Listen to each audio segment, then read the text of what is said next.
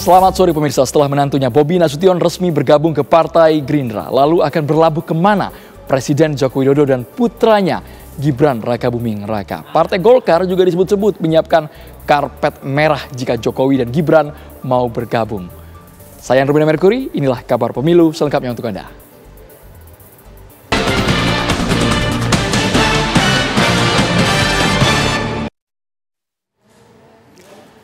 Pemirsa, Partai Persatuan Pembangunan P3 dipastikan gagal menduduki kursi Senayan pasca ditolaknya permohonan perselisihan hasil pemilihan umum oleh Mahkamah Konstitusi. MK menolak gugatan P3 pada sengketa Pileg DPR RI di Kalimantan Timur dan Jawa Tengah 3. Selain itu, sebanyak 19 kabupaten kota di Jawa Barat dinyatakan tidak dapat dilanjutkan ke tahap pemeriksaan pembuktian. Sebelumnya, Partai Persatuan Pembangunan mengajukan gugatan sengketa pemilihan legislatif buntut dari dugaan perpindahan suara dari P3 ke Partai Garuda.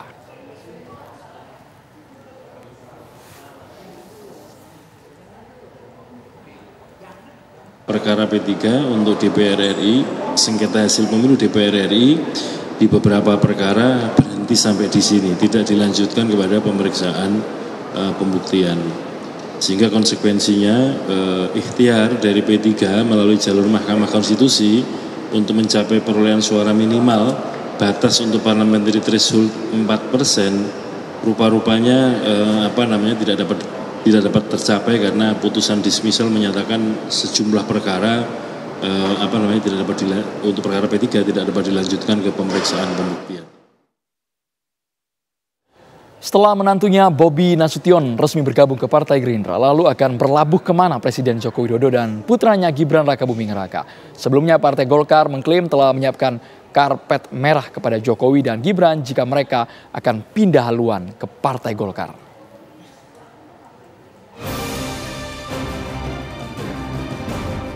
PDI Perjuangan sempat mengeluarkan pernyataan jika Presiden Joko Widodo dan putra sulungnya yang merupakan wakil presiden terpilih, Gibran Rakabuming Raka, sudah bukan lagi kadernya.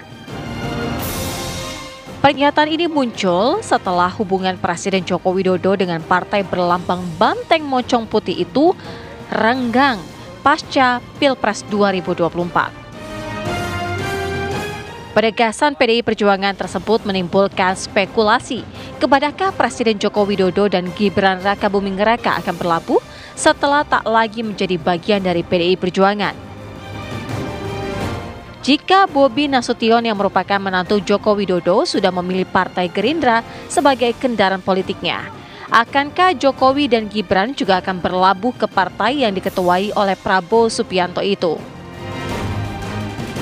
Soal Bobi berpindah ke Gerindra, Presiden Jokowi hanya berpendapat bahwa itu haknya karena Bobi sudah dewasa.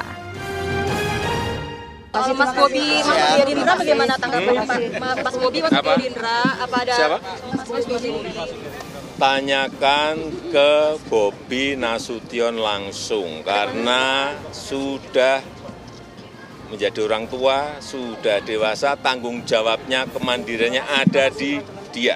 Nggak ada konsultasi ke Bapak sebelumnya, ya, Pak? jadi tanyakan langsung ke yang bersangkutan. Ya. Spekulasi sempat muncul saat Presiden Jokowi berada satu panggung dengan Puan Maharani di acara gala dinner World Water Forum di Bali. Mungkinkah pertemuan Jokowi dan Puan menjadi sinyal menuju rekonsiliasi?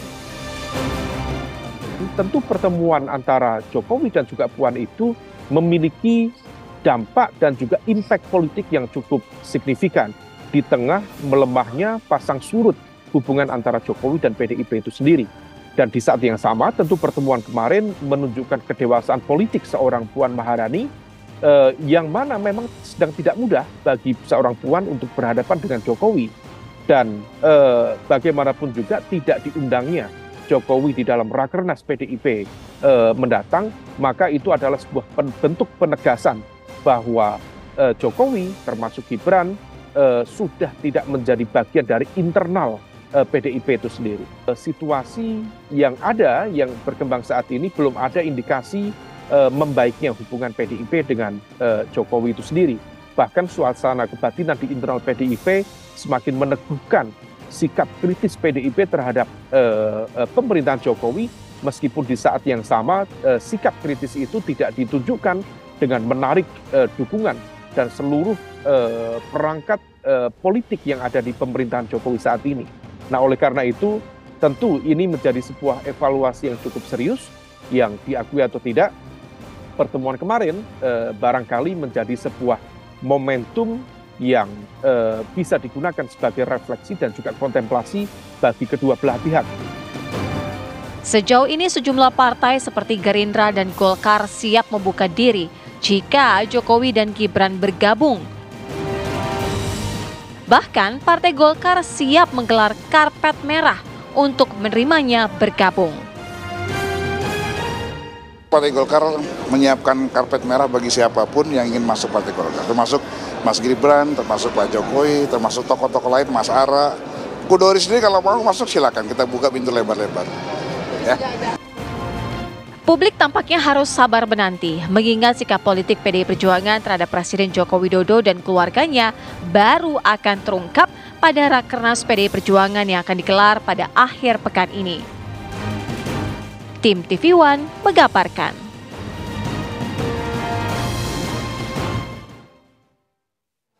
Partai Demokrasi Indonesia Perjuangan PDIP akan menggelar rapat kerja nasional Rakernas kelima pada akhir pekan ini di kawasan Ancol, Jakarta. Di forum ini, Partai Banteng Moncong Putih akan menentukan sikap politiknya pasca Pilpres 2024. Lalu seperti apa persiapan menjelang Rakernas kelima PDIP? Kami ajak Anda bergabung bersama dengan Prita Zeka. Prita, bagaimana pantauan Anda jelang Rakernas kelima PDIP? Ya, selamat siang Andro dan juga pemirsa TV One. Baru saja kami mendengarkan konferensi pers yang dilakukan oleh anggota PDI, di mana tadi mereka menjelaskan bagaimana persiapan menuju Rakernas kelima yang akan digelar dari tanggal 24, 25 dan juga 26 yang berlokasi di kawasan Ancol, Jakarta Utara. Tadi disampaikan bahwa dalam Rakernas nanti setidaknya ada 3 yang akan dibahas, yakni yang pertama yakni arah politik ataupun sikap politik dari PDIP pasca pemilu 2024. Kemudian nantinya mereka akan membahas mengenai strategi pemenangan Pilkada 2024 yang akan digelar nanti November. Dan tadi juga dijelaskan bahwa untuk agenda pertamanya nantinya akan menerima obor dan juga api yang berlambang tak kunjung padam. Dan nantinya kemudian akan ada pidato politik dari Megawati Soekarno Putri.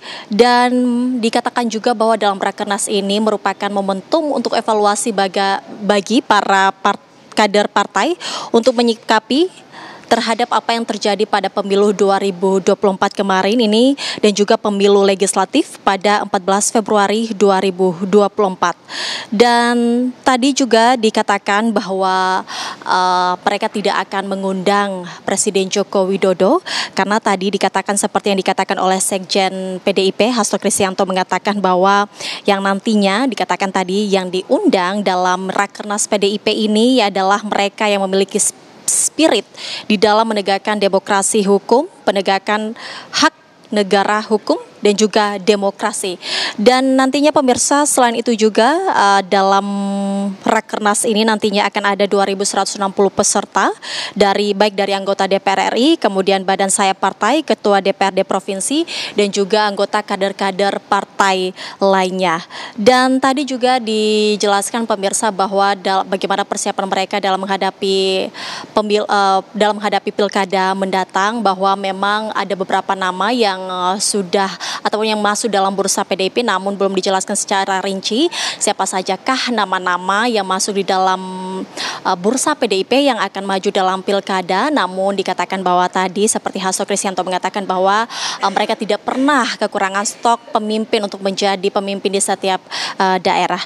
Nantinya Rakernas ini akan digelar dari tanggal 24 sampai tanggal 26 di kawasan Ancol, Jakarta Utara. Demikian Andro. Mengabarkan langsung dari kawasan Menteng, Jakarta. Terima kasih. Pemirsa, menjelang pemilihan kepala daerah Jakarta yang akan digelar pada November 2024 mendatang, sejumlah nama sudah bermunculan untuk maju sebagai calon gubernur. Mantan Gubernur Jakarta Anies Baswedan dan Basuki Cahayapurnama alias Ahok disebut-sebut akan kembali bersaing memperebutkan kursi orang nomor 1 di Jakarta.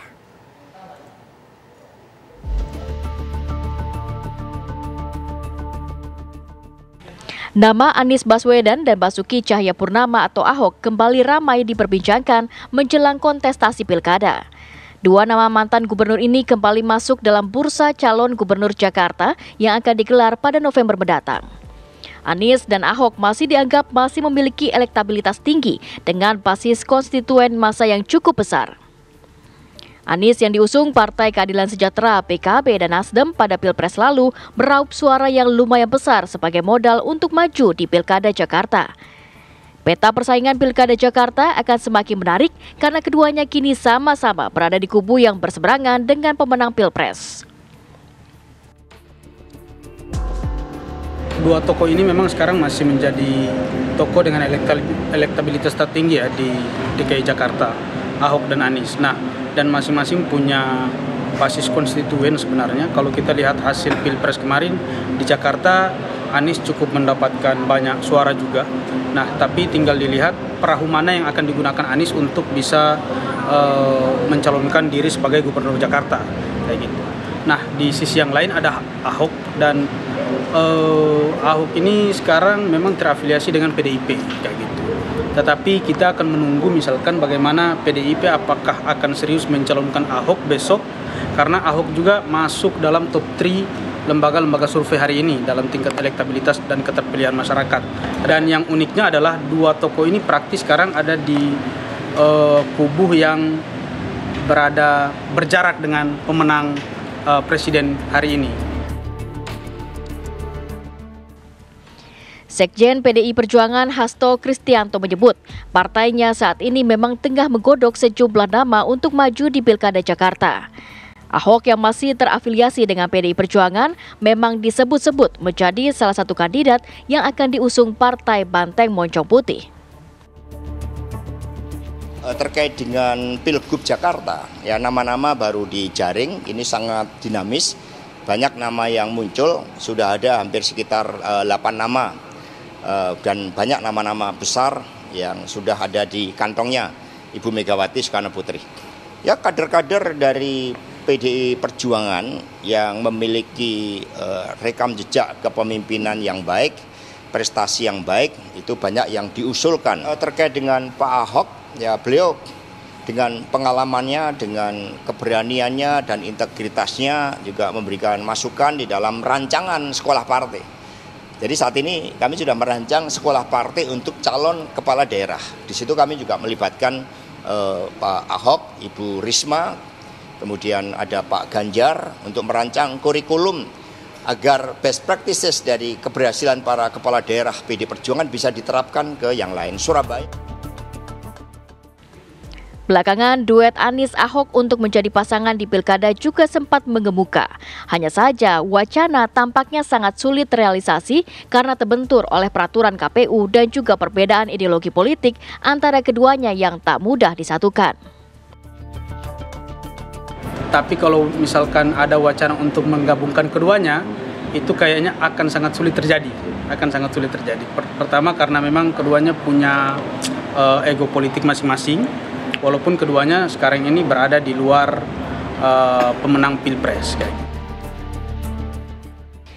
Sangat menarik untuk ditunggu, apakah Anies dan Ahok akan kembali berkompetisi dalam Pilkada Jakarta seperti tahun 2017 lalu? Dari Jakarta, tim TV One mengabarkan. Kabar Pemilu akan segera kembali sesaat lagi pemirsa, tetaplah bersama kami.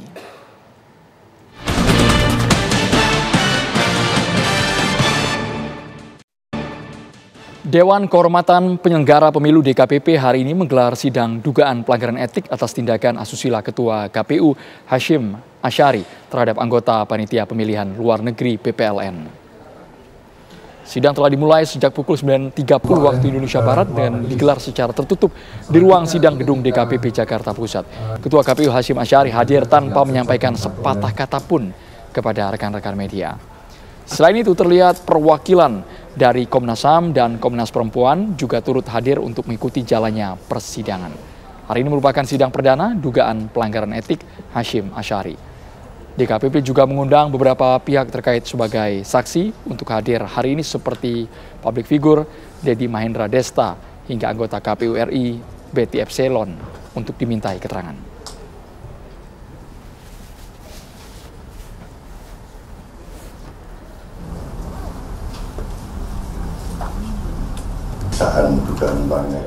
Bagaimana jalannya sidang etik yang menghadirkan Ketua KPU? Kami ajak Anda bergabung bersama dengan rekan kami ada Rizka Salsabila. Rizka, seperti apa perkembangan terbaru dari sidang yang diikuti oleh Hashim Asyari? Ya, Andro dan juga pemirsa, hingga sore hari ini tepatnya pada pukul 3:18 waktu Indonesia Barat sendiri sidang masih terus berlangsung, yang mana sidang ini berlangsung secara tertutup, yang mana sudah lebih dari 5 jam dari dimulainya sidang atau tepatnya pada pukul 9 waktu 30. Maksud kami pukul 9.30 waktu Indonesia Barat, yang mana sebelumnya sidang sendiri ini direncanakan mulai pada pukul 9 waktu Indonesia Barat.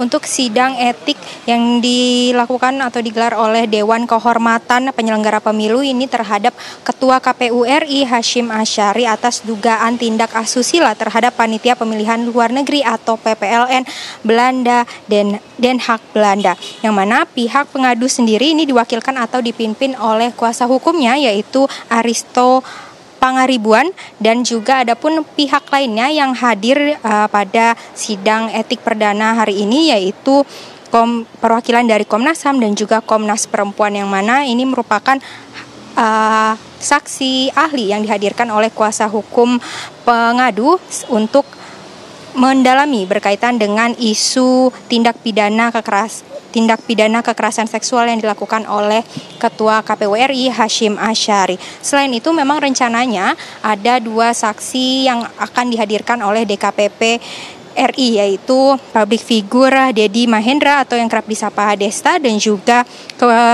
anggota KPU RI atau Komisaris KPU RI yaitu Betty Epsilon, yang mana memang keduanya ini tidak atau berhalangan hadir. Dan selain itu untuk sidang etik sendiri ini dilakukan oleh DKPP kepada Ketua KPU RI Hashim Asyari, yaitu di mana teradu, ya ini Ketua KPU RI Hashim Asyari diduga mengutamakan kepentingan pribadi dan bahkan memberikan perlakuan khusus kepada pengadu yang bekerja sebagai anggota PPLN Den Haag Belanda. Untuk sementara itu sidang ini masih terus berlanjut dan kami juga belum dapat mengetahui untuk keterangan ataupun pertanyaan-pertanyaan yang diajukan oleh anggota atau komisaris DKPP sendiri kepada Ketua KPU Hashim Asyari. Demikian yang dapat kami sampaikan, Andro. Untuk lebih lanjutnya kami akan terus menyampaikan perkembangan dari sidang etik yang dilakukan pada hari ini. Kembali ke Anda di studio. Rizka Salsabila mengabarkan langsung dari kantor DKPP Jakarta. Terima kasih. Pemirsa, selain dugaan pelanggaran etik atas tindakan asusila, sederet kasus pernah menjerat Ketua KPU Hashim Asyari. Hashim Asyari dan komisioner KPU lainnya pernah dilaporkan dan diputuskan melanggar kode etik imbas meloloskan Gibran Rakabuming Raka menjadi calon wakil presiden tanpa mengubah syarat usia minimum capres-cawapres sesuai putusan Mahkamah Konstitusi.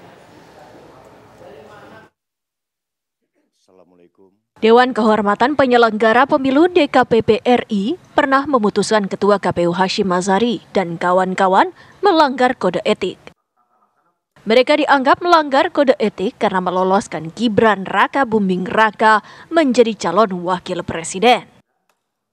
Saat itu ada 4 aduan yang dialamatkan kepada Ketua KPU dan komisioner lainnya, yaitu pengaduan Demas Brian Wicaksono, Imam Munandar, PH Haryanto, dan Rumondang Damanik.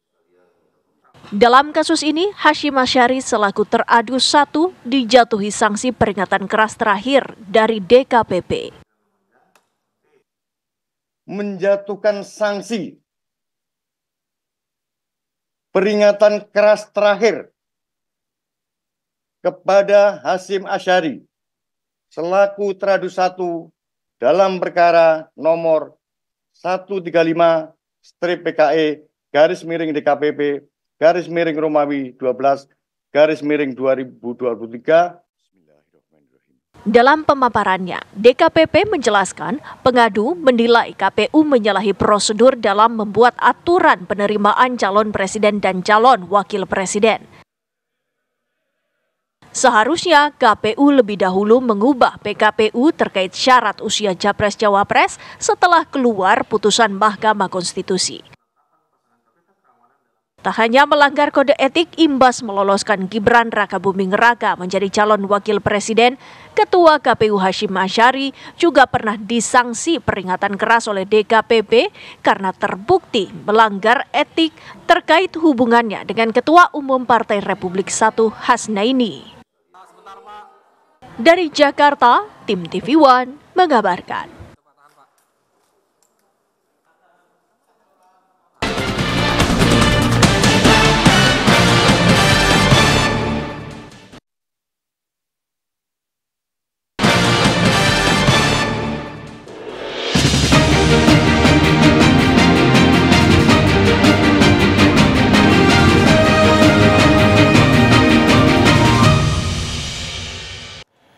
Ketua Umum PSI yang juga putra Presiden Joko Widodo Kaisang Pangarep digadang-gadang akan meramaikan pilkada di Tangerang Selatan. Sampai saat ini pilkada di Tangsel baru terdaftar bakal calon wali kota Tangerang Selatan, petahana Benyamin Daphni dan juga Pilar Saga Ihsan.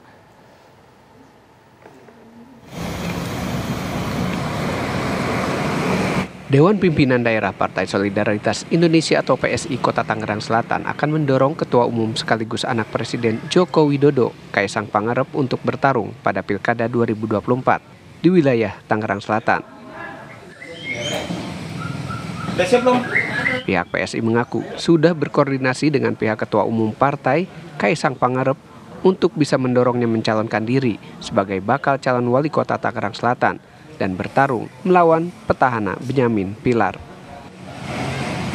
Bahwasanya Mas Kaisang itu datang ke kantor DPD kita pun kita sudah sangat senang. Apalagi beliau mau ikut andil untuk pemilihan wali kota. Wah, kita pastinya sangat senang sekali ya, dan kami pasti dukung penuh.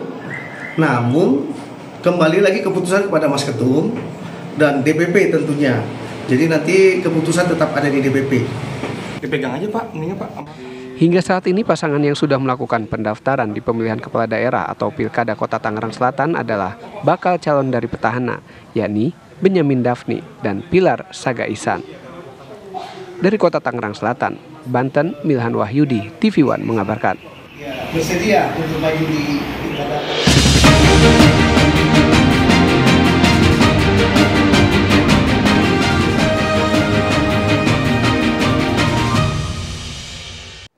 Demikian kabar pemilu hari ini, saya Andrew Merkuri. Saksikan sesaat lagi kabar haji bersama rekan saya ada Anggia Eboni. Terima kasih, selamat sore, sampai jumpa.